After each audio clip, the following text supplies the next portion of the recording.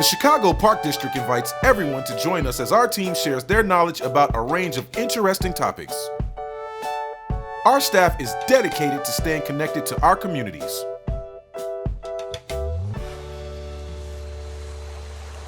Hi everybody, I'm Irina, and today we're going to go on a nature walk, learn about adaptations, and create our own natural dyes that you can do from home. Thank you for joining me. Right now, I am in a forest preserve on the northwest side of Chicago. Do you have any nature near you? Maybe a park, a forest, or a lake that you can visit at this time? What do you see when you look behind me? I'm noticing some water, some trees, even some moss coming out in the springtime. The area here is called a floodplain. I'm in Chicago, but floodplains exist all over the world. They can be found in Africa, Asia, Europe, throughout North and South America. They contribute to some of the richest and most diverse ecosystems. Do you know what an ecosystem is? Ecosystems are communities of plants, animals, and other living beings that coexist together. They each have adaptations that help each other survive and thrive in their community. Hey everybody, we are back from our nature walk where we got to see some beautiful floodplain forests. And in the floodplains, we talked about adaptations. Adaptations are small changes that you can make in your life to adapt to the big changes happening in the world. Right now, the changes a lot of us are going through is we're stuck at home. We can't go out to the usual places we would go. We can't see the friends and family we always get to see, and we can't have access to the materials that sometimes we would like. So one adaptation we're going to try today is learning how to make our own natural dye. Natural dye is kind of like a paint, but that it's made from natural materials. So think about it. Is there anything at your house that you could use to create paint with?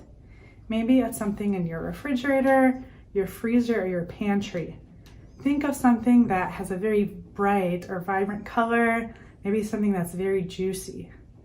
I looked in my refrigerator today and I found some blackberries. Now, what color do you think these would make as a dye? Can you think of the color of juice inside of these? Yeah, it's kind of like a purplish red. You can even see a little bit of it is coming out on my finger right now. This is the color dye that we're gonna make, a little bit of a purplish red. I also looked in my pantry and found this beautiful yellow onion skin. I peeled this off of an onion and we're gonna boil this to create a dye. What color do you think that's gonna make? Yeah, that's right. It's gonna be an orangey yellow, kind of like a beautiful coral color. I also opened up my freezer and found a package of frozen spinach. You could also use fresh spinach, kale, cilantro, basil, collard greens, any green veggie that you have at home. What color dye do you think this will make? Yeah, that's right, it's a green. It's a beautiful green. I also found a couple of, what do you think these are? That's right, it's an avocado skin. I scooped out the green juicy part and I left the skins. Now this makes a surprising color when you boil it. Any guesses? It actually makes it pink. I'm so excited to see how this comes out. And the last place I looked was my spice drawer and I found some turmeric. What color do you think this makes? That's right, it's a beautiful golden yellow. So those are the spices and the foods that we're gonna use to make dyes with, but you could also use beets, you can use blueberries. Really look to see what you have available at your home. So now let's talk about some of the other materials that you'll need. You're gonna need a big pot, you'll need a measuring cup, a strainer or a colander. You're gonna need a couple big bowls, some tongs, some rubber bands, and then you'll need to think, what do you want to dye? So here I have a couple of 100% cotton white t-shirts. It's always good to use a natural material like cotton for dye. Okay, now that we have our materials, we're ready to get started. Follow me. All right, go ahead and grab your measuring cup We're gonna fill this up to 2 cups of water and we're gonna set it to boil. We're gonna start with the avocados and you're gonna throw those right in there. So you can see it's nice and steamy, so you wanna be careful, it's hot. And you can just take the entire avocado pits and put them in there. You'll notice that they're floating. So you can grab a wooden spoon and just push them down a little bit so they get down to the bottom. And you're gonna leave them in here for about 45 minutes.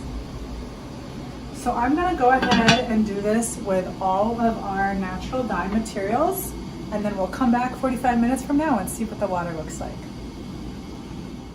While the water is boiling, this is a really great time to prep your fabrics. So I'm gonna actually cut up these t-shirts because I wanna make another project with them.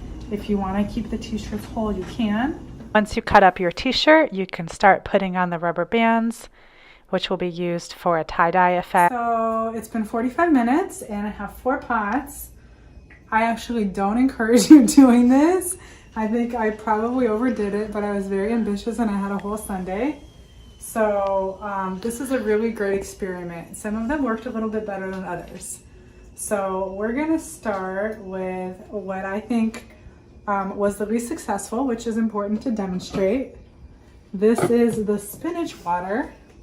So I have to be honest, at this point in the game, I was too lazy to take the spinach leaves out.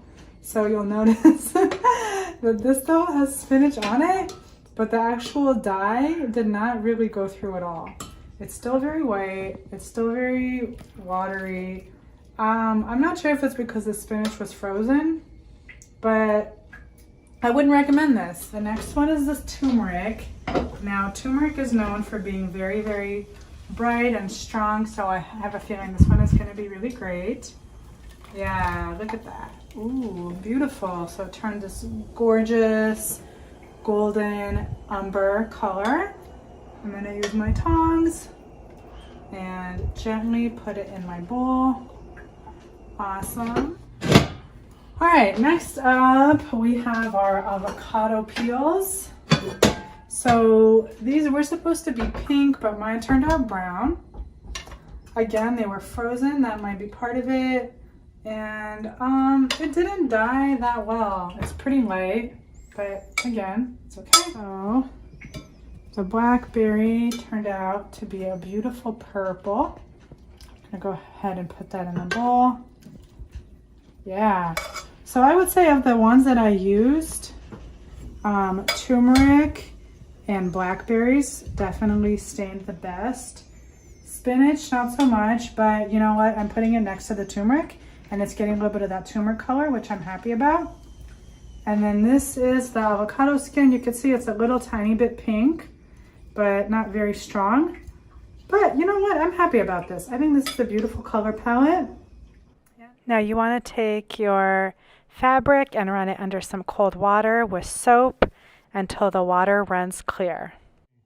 So now that you have washed off the extra dye, you can go ahead and take off these rubber bands, which is my favorite part, and reveal the white underneath. So you can go ahead and take off all the rubber bands and see how your beautiful textiles came out. I am very happy with mine. I got this gorgeous lavender and the golden yellow from the turmeric and the blackberries, and I hung mine up to dry on some lights I had strung up at home. Thanks so much for watching. We hope you join us next week. Follow us at Young Cultural Stewards and at Chicago Parks. Take care. These days, it's more important than ever to come together as a community, whether it's from our living rooms, kitchens, or backyards. Discover activities for all ages, as well as fun, interactive videos and important park information by following us across social media platforms and visiting us at chicagoparkdistrict.com.